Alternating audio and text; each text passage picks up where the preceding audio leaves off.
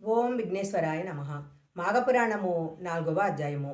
పులిముఖం గల గంధర్వుని వృత్తాంతాన్ని దిలీపునకు వివరించిన తర్వాత మాఘమాస మహత్యాన్ని గురించి వశిష్ఠుడు తిరిగి ఎలా చెప్పసాగాడు. పూర్వకాలమున కుచ్చిరుడనే పేరుగల విప్రుడు ఒకడుండేవాడు. అతడు కన్నమముని యొక్క కుమార్తెను వివాహమాడాడు. కొంతకాలానికి ఆ దంపతులకు ఒక కుమారుడు జన్మించాడు. కుమారునికి 5వ ఏడు రాగానే ఉపనయనం చేశారు. ఆ బాలుడు దినదినాభివృద్ధి చెందుతూ పెద్దలను గౌరవించటము, విద్యాభ్యాసము యందు శ్రద్ధ చూపటము, నీతి నియమాలను పాటించటము, దైవ కార్యముల యందు భక్తి కలిగి ఉండటము మొదలైన కార్యాలను నిర్వహిస్తూ సకల శాస్త్రాలను అభ్యసించాడు. ఇలా కొంతకాలం గడిచిన తరువాత బ్రాహ్మణ బాలునకు యుక్త వయసు వచ్చింది. అతనికి దేశాటన చెయ్యాలి అనే కోరిక కలిగి తీర్థయాత్రలకు బయలుదేరాడు. అనేక పుణ్యక్షేత్రాలను దర్శిస్తూ కావేరీ నదీ తీరం చేరి అక్కడ పుణ్యఫలం కొద్దీ మాఘమాసంలో కావేరీ స్నానయోగం లభించింది. ఇది నా భాగ్యము అని సంతృప్తి చెంది అక్కడే కొద్ది కాలము ఉండి అధిక ఫలాన్ని సంపాదించాడు. అక్కడ ఒక ఆశ్రమాన్ని నిర్మించుకొని నిత్యము ఆ నదిలో స్నానం చేస్తూ భక్తితో భగవంతుని సేవిస్తూ అక్కడే కాలం గడుపుతూ ఉన్నాడు. ఇలా 3 సంవత్సరాలు నదీ తీరంలో ఉండి అత్యధిక పుణ్యఫలాన్ని సంపాదించాడు.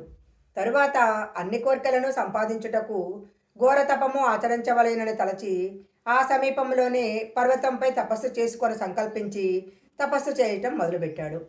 అలా కొంతకాలము నిష్ఠతోనూ నిశ్చల మనసుతోనూ తపస్సు చేస్తూ ఉన్నాడు. అతని దీక్షకు శ్రీమన్నారాయణుడు సంతోషించి ప్రత్యక్షమయ్యాడు.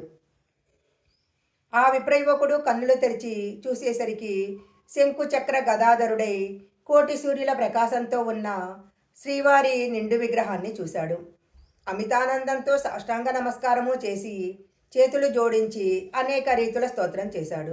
ఇలా స్తుతించిన బ్రాహ్మణ యువకుని భక్తిభావానికి శ్రీహరి ఎంతో సంతోషం చెంది అతనిని ఆశీర్వదించాడు. ఓ విప్రకుమార, నువ్వు భక్తి ప్రభావంతో నన్ను ప్రసన్నుని చేసుకున్నావు. నువ్వు విడవకుండా అనేక పర్యాయాలు మాఘమాసంలో నది స్నానం చేసి తపస్సాలురు కూడా పొందని మాఘమాస పుణ్యఫలాన్ని పొందావు. అందుచేతనే నీపైన నాకు గాఢానురాగం కలిగింది.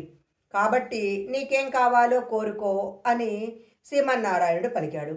శ్రీహరి పలికిన పలుకులకు ఆ బ్రాహ్మణుడు తన్మయుడై, ప్రభు, జగద్రక్షక, సర్వాంతర్యామి, ఆపద్బాంధవ నారాయణ, నీ దివ్య దర్శనము వలన నా జన్మ తరించింది.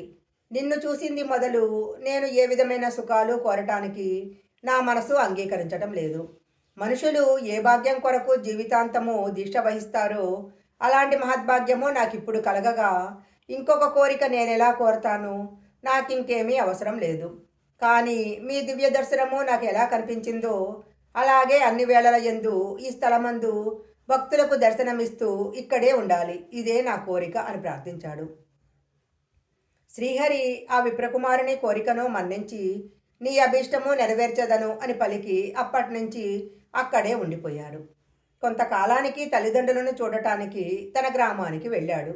చాలా దినాలకు కుమారుడు వచ్చనని వృద్ధులై ఉన్న తల్లిదండ్రులు ఎంతో సంతోషించి కుశల ప్రశ్నలు అడిగారు.